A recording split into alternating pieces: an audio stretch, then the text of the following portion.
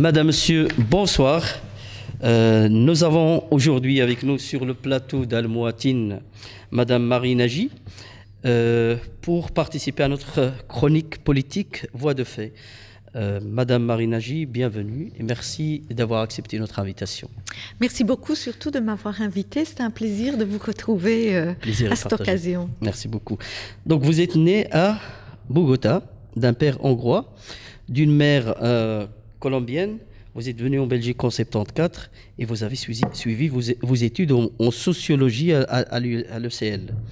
Vous avez été élu député au Parlement régional bruxellois en juin 2009 à mai 2014, et plus particulièrement sur les thèmes du logement et de l'aménagement du territoire. Vous avez aussi présidé la commission aménagement du territoire du Parlement régional.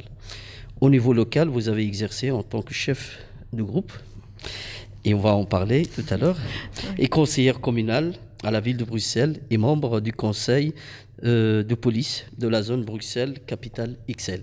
Oui, c'est bien juste. C'est juste. Ceci dit, avant, j'ai été également députée et sénatrice en 99.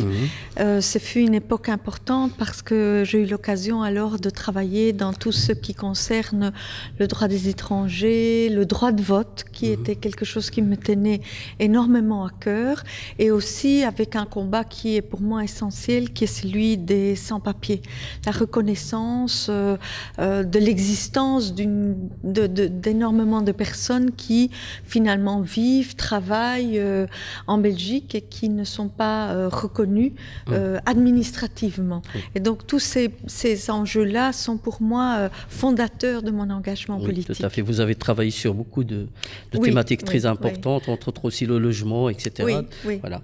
Mais ici, nous allons commencer par l'actualité qui a été un petit peu très chaude les dernières semaines. La section d'écolo de la ville de Bruxelles a décidé de vous priver de votre poste de chef de groupe au conseil communal. C'est quoi le problème exactement, Marie Nagy? Est-ce par exemple parce que vous avez publié une carte blanche pour demander un débat à propos du principe de neutralité dans la fonction publique, ou y a-t-il autre raison, autre chose qu'on ne connaît pas? Alors, c'est une situation qui est une situation difficile. J'ai dû constater qu'effectivement, l'Assemblée générale d'écolo Ville de Bruxelles m'avait démis de mes fonctions de chef de groupe lors d'une assemblée qui s'est tenue le 23 mars. Et la raison invoquée dans cette motion était de dire que j'avais publié une carte blanche et que donc j'avais fait état, si vous voulez, à l'extérieur de débats internes. Alors les débats internes qui portaient effectivement depuis de longs mois, où j'avais tenté de faire comprendre aux différentes instances d'écolo qu'il y avait un problème dans la ligne politique au conseil communal de la ville de Bruxelles. Et cette difficulté dans la ligne politique portait sur quelque chose qui est pour moi essentiel dans une ville comme Bruxelles, mais aussi en Belgique, c'est-à-dire sur la compréhension de ce que c'est que la séparation de l'État et des différentes confessions ou des différentes appartenances politiques. Donc le principe de la laïcité qui s'applique alors avec des mécanismes comme celui de la neutralité qui doit être vraiment l'essentiel de la manière d'agir de la commune ou des pouvoirs publics. Et là-dessus, nous avions une différence d'appréciation entre la majorité de mon groupe et moi-même.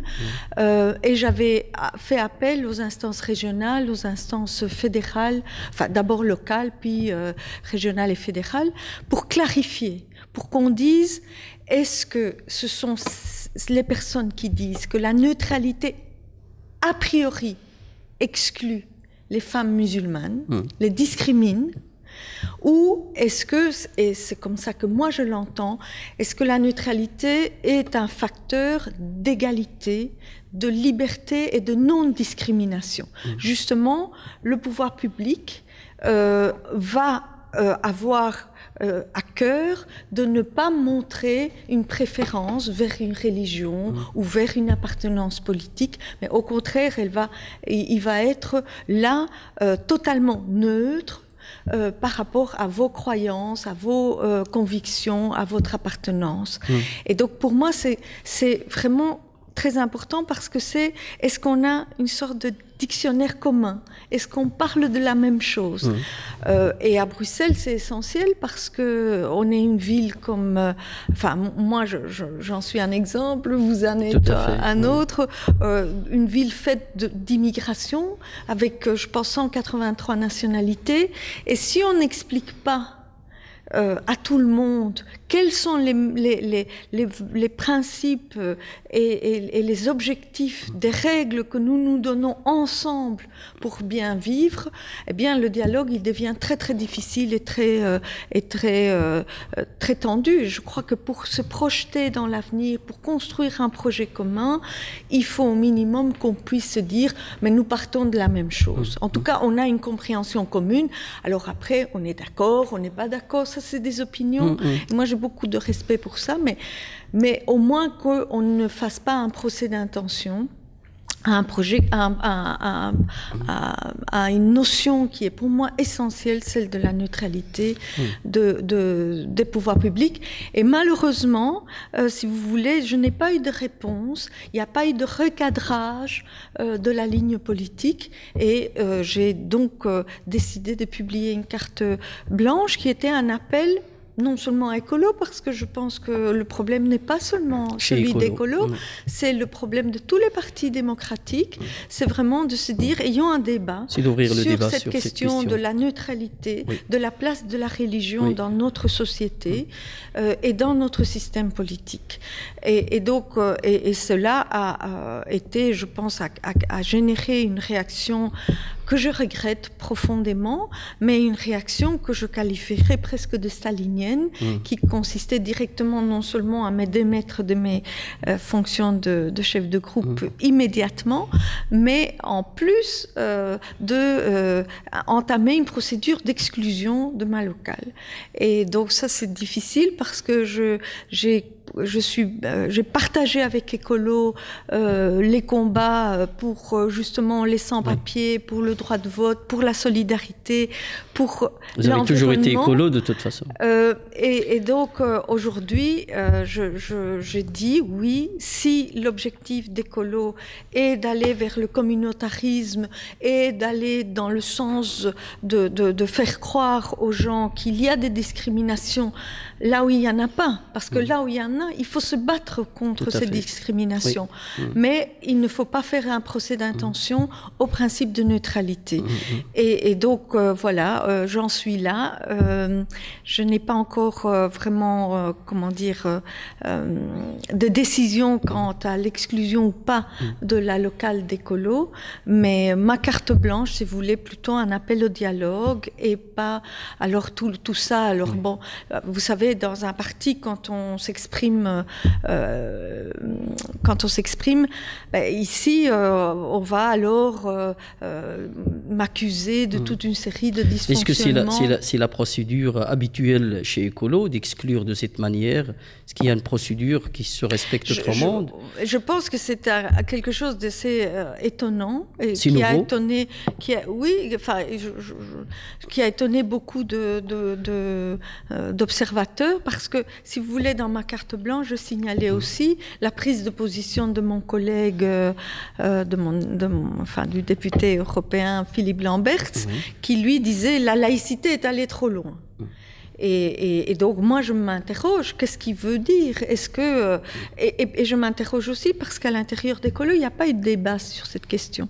Donc le fait que vous vouliez un débat, ça vous a coûté cher. Ça m'a coûté cher. Oui. Est-ce que vous n'avez pas l'impression que le parti Écolo voulait votre tête, même peut-être avant tout ça? Écoutez, c'est possible. Enfin, je ne veux pas. Je pense qu'il y a toujours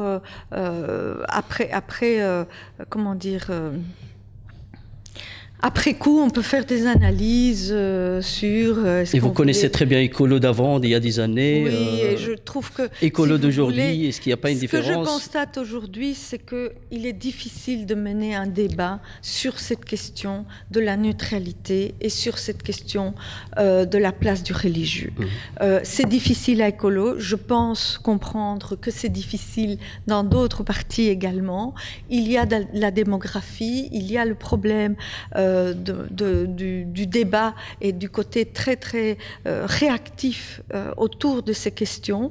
Moi, je pense très sincèrement qu'on rend service à notre ville, à notre pays, si on est capable de discuter sur base d'une clarification de ce qu'on dit et de ce qu'on utilise comme langage, et qu'il n'est pas dans le rôle d'écolo qu'il est plutôt dans le rôle d'écolo de trouver des solutions et des réponses positives. Donc de dire aux jeunes, de dire aux habitants de Bruxelles, il y a des mécanismes qui sont là pour assurer une égalité et la lutte contre la discrimination. Et ce n'est pas le rôle d'écolo d'aller pointer de la discrimination dans le principe qui fonde quand même l'organisation de notre État, qui est celui de la neutralité. Oui. Vous êtes déçu, bien sûr, de cette décision. Est-ce que vous allez continuer avec Écolo? C'est bientôt les élections. Qu'est-ce que vous en pensez? Écoutez, j'attends la décision d'Écolo. Elle n'est pas encore tombée. J'ai dû prendre acte, si vous voulez, que je n'avais plus la confiance comme chef de groupe. Je trouve que la question que je pose mérite qu'on se batte, que finalement, bon moment, à l'âge, enfin, j'ai quand même une expérience politique, un certain, on peut se permettre d'aller très loin dans l'interrogation.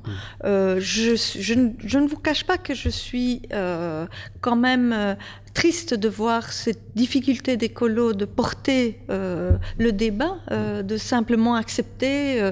Et bon, peut-être que j'ai fait quelque chose qu'il fallait pas faire en rendant ça public.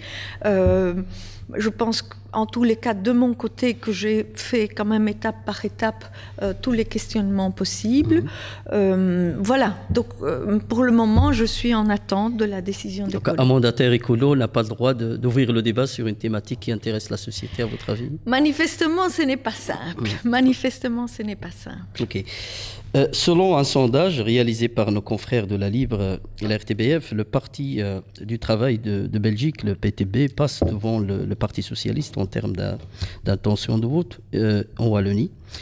Il devient aussi le troisième parti à Bruxelles, où le PS reste le premier. Qu'est-ce que vous en pensez de cette progression du PTB? Écoutez, moi je pense quand même qu'il y a une très grande souffrance dans la société.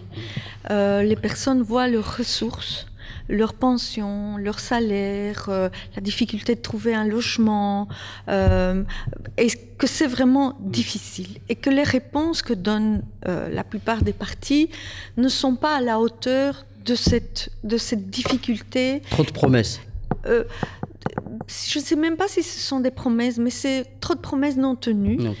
Et puis, et peut-être pas assez d'explications sur la complexité réelle de notre situation. Je crois un discours plus honnête, plus vrai.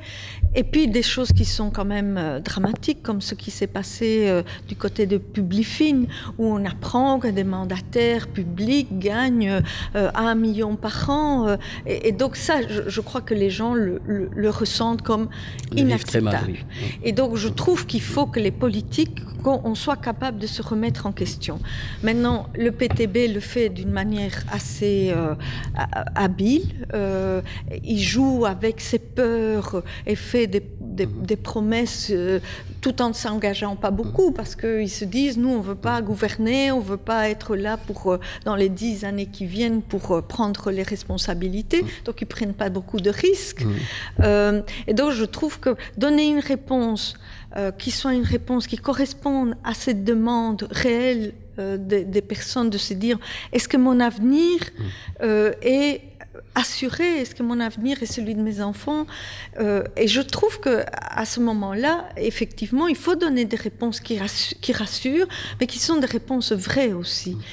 Et qui sont des réponses effectivement, il y a une partie qui doit être une redistribution plus juste des richesses, mais il y a peut-être aussi à prendre en charge soi-même aussi par rapport à la formation, par rapport à une série de rigidités dans notre société, son avenir en main.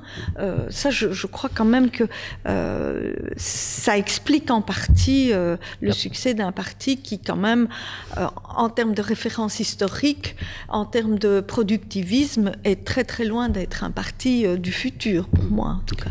Mais selon le même sondage, votre parti Écolo progresse, mais vraiment de façon beaucoup moins significative.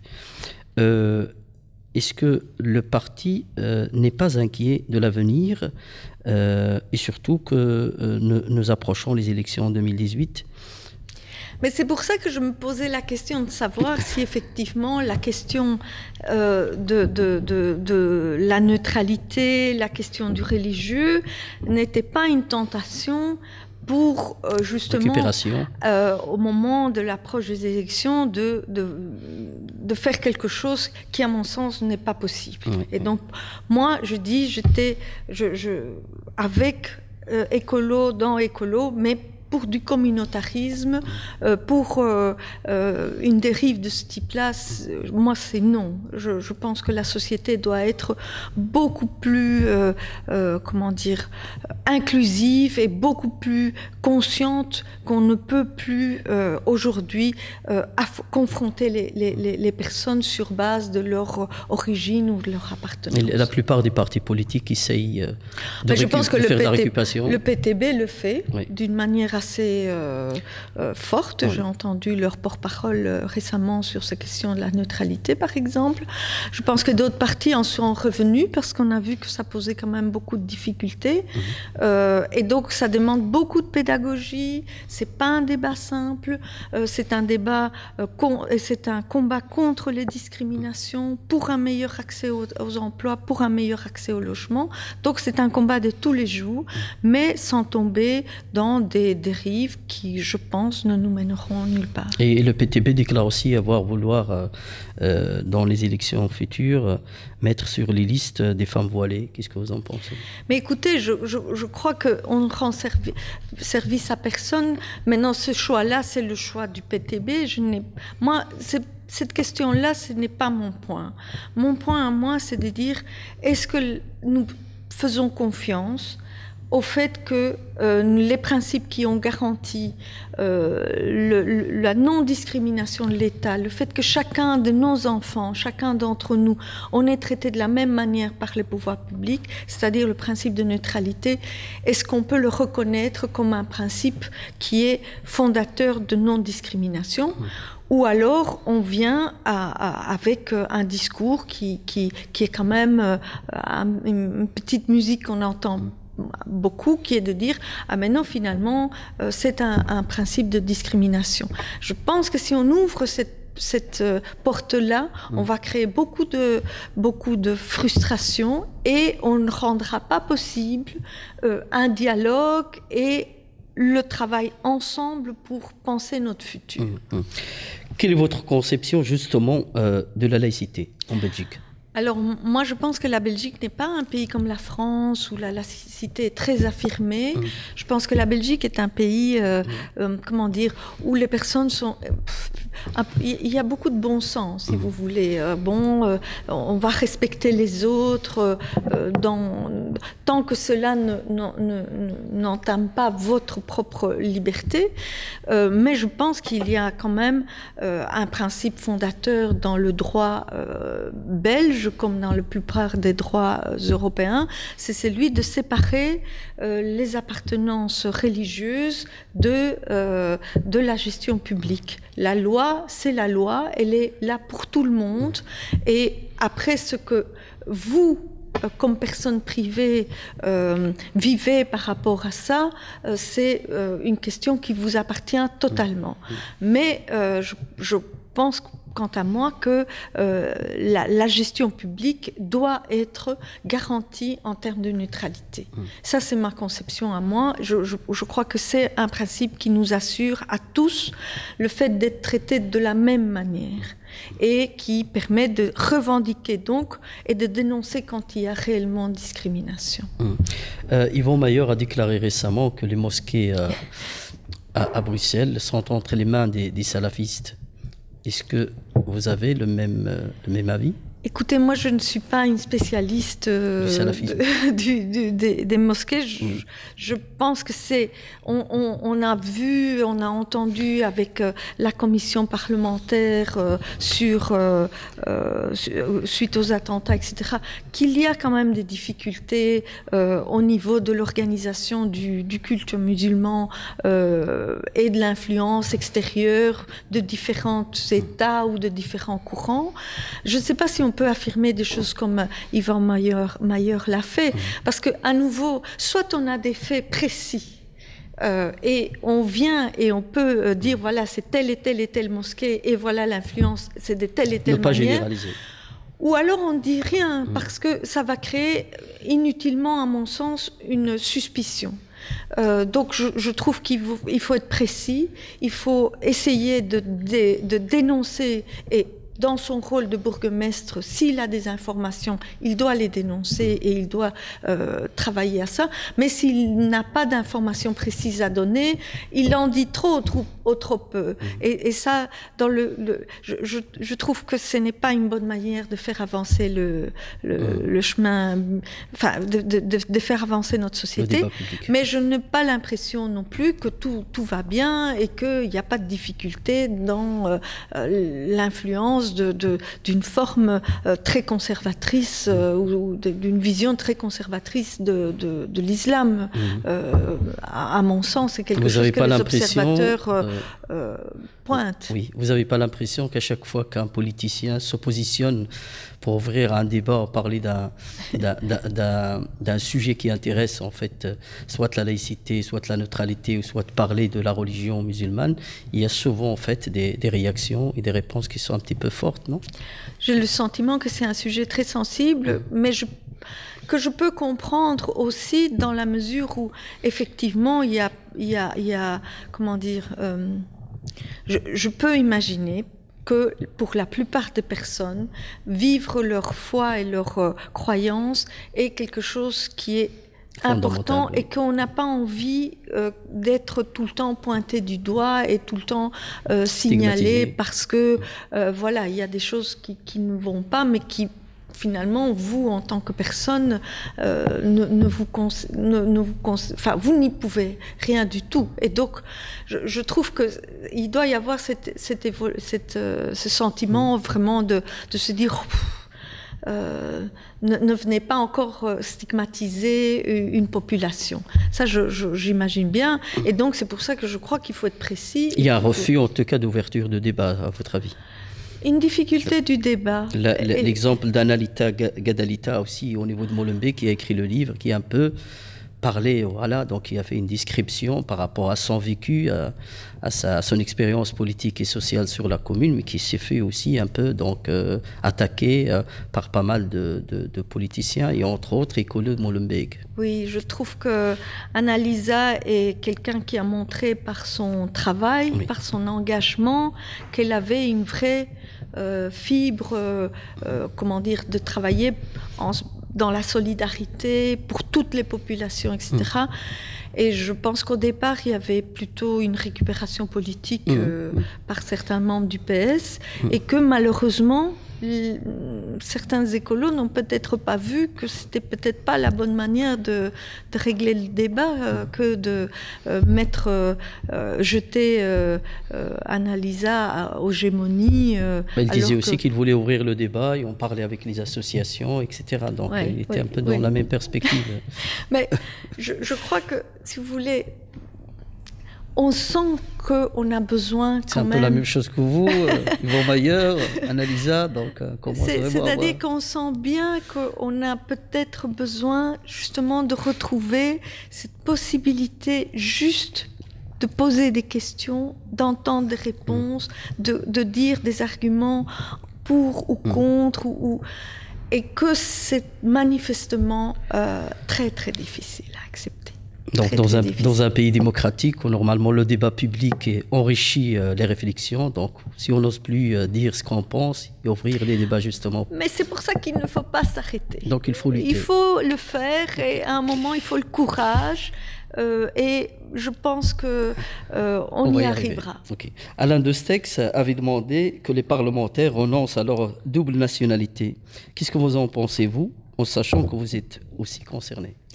Alors, Alain Destex est quelqu'un qui aime bien...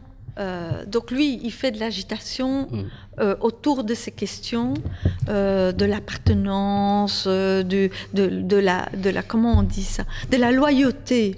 Et je n'aime pas du tout sa perspective. Je trouve que lui, c'est quelqu'un... C'est un des facteurs qui rend difficile justement le débat. Parce que c'est une personnalité qui est dans la provocation, dans l'anathème, etc. Alors, je ne dis pas que la question de la double nationalité est simple. Moi, je dois dire que je n'ai récupéré ma nationalité colombienne qu'en 2000, je pense 2010, assez tard.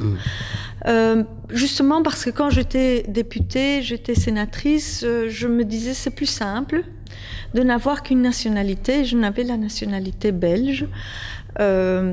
Parce que la Colombie n'autorisait pas de double nationalité au moment où moi j'ai acquis la nationalité belge. Et puis pour des raisons presque, comment dire, de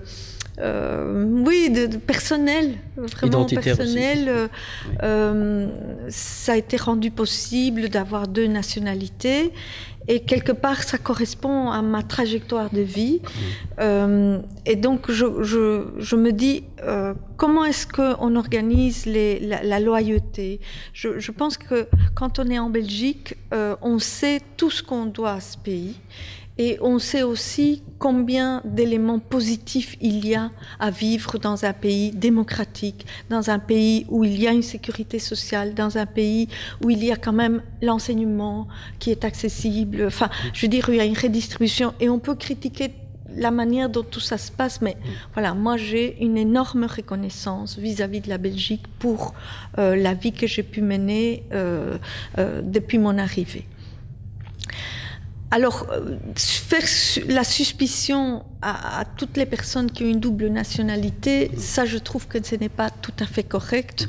Et à nouveau, soit Alain Destex a des faits précis vis-à-vis de personnes précises, et alors on traite ces cas précis d'une manière selon la loi et selon des principes légaux, et alors il y a aucun problème, ou alors on ne jette pas la suspicion comme sur ça sur... Oui, voilà. Parce que le monde, vous savez, le monde globalisé, il ne concerne pas que les capitaux et les marchandises.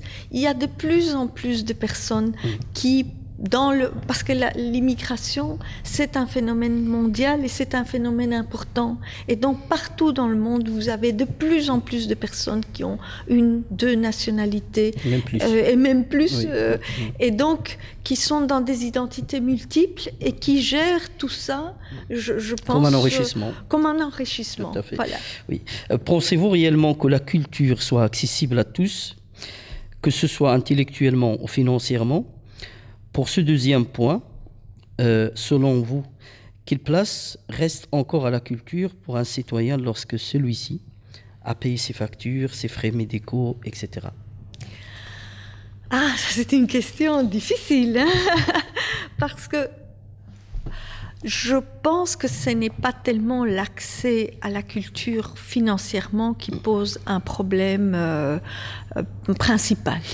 Je crois qu'on peut avoir accès à des bibliothèques, on peut avoir accès même à des concerts, à des spectacles, à des prix quand même relativement accessibles, y compris pour des personnes à très faible revenu. Mais il y a un grave problème socio-culturel. Donc, effectivement, la culture n'est pas ouverte suffisamment à toutes les catégories. Et je trouve que l'école, par exemple, est devrait encore plus ouvrir, casser les différences socio-économiques, socio-culturelles des enfants, enfin, et essayer d'ouvrir l'accessibilité à tous.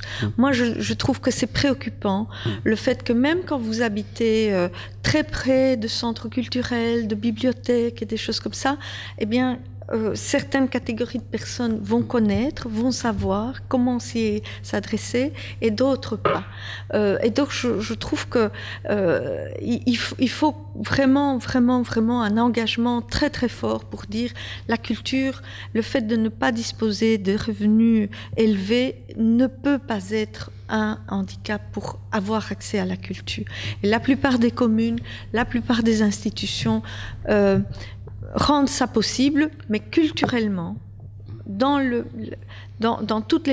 Il n'y a pas égalité avec ça. Et Marie Nagy, votre avis sur des enfants, des jeunes qui sont nés ici, grandis ici, qui ont fait leurs études ici, et qui ont commis des attentats ici?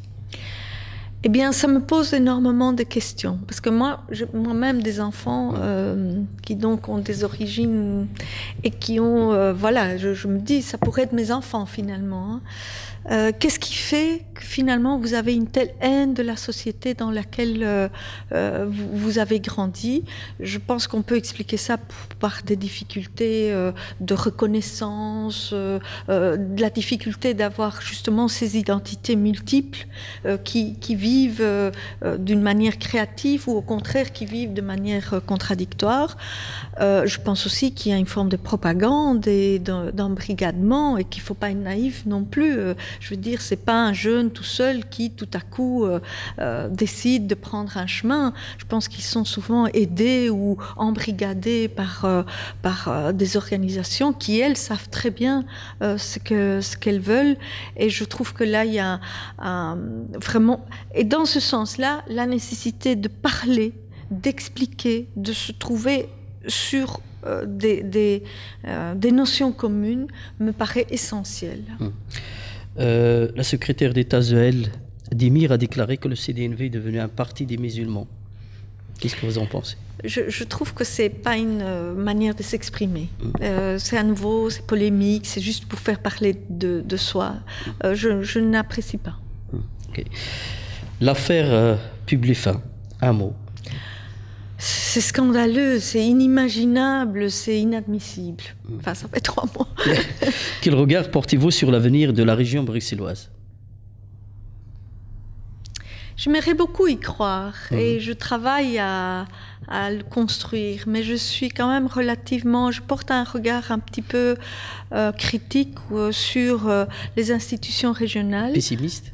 Non, c'est pas volontaire, mais ça reste quand même une ville où la dualisation est très forte, où les politiques de logement accessibles pour les Bruxellois sont quand même portion réduite. Donc je trouve qu'il y a quand même encore des choses qui n'ont pas vraiment été une réussite depuis les 25 ans de création de la région. Je pense qu'il y a d'autres biens. Il y a eu une rénovation, une amélioration des transports. Enfin, il y a pas mal de choses qui ont bien marché. Mais lutte contre la pauvreté et problématique des logements, je trouve que là, c'est vraiment très décevant. Oui. Un mot sur le piétonnier, après évaluation? Ah, mais moi, je fais partie de ceux qui pensent que le piétonnier... C'est une nécessité. Oui, et qu'il faut aller se promener. Ce sont les familles de ces quartiers du centre qui sont des familles populaires avec des enfants, petits tricycles, petits vélos qui utilisent ce piétonnier. Alors, il n'est pas aménagé, il devrait l'être. Il y a des problèmes avec la circulation autour, la manière dont cela a été amené est catastrophique. Il y a une responsabilité de la part du bourgmestre qui n'a pas su créer une adhésion à son projet. Mais je trouve que jeter le bébé avec l'eau du bain, alors qu'on va vers une ville meilleure en termes de qualité de l'air et appropriation de l'espace public, c'est un peu dommage. Donc moi, je me dis, il faut tenir. Quand le piétonnier sera aménagé, je pense que tout le monde se rendra compte que ça sera mieux pour la ville. Selon vous, quelles seraient aujourd'hui les clés du vivre ensemble entre les différentes communautés en Belgique? Alors pour moi, la clé, c'est justement arriver à se parler et avoir un dictionnaire commun.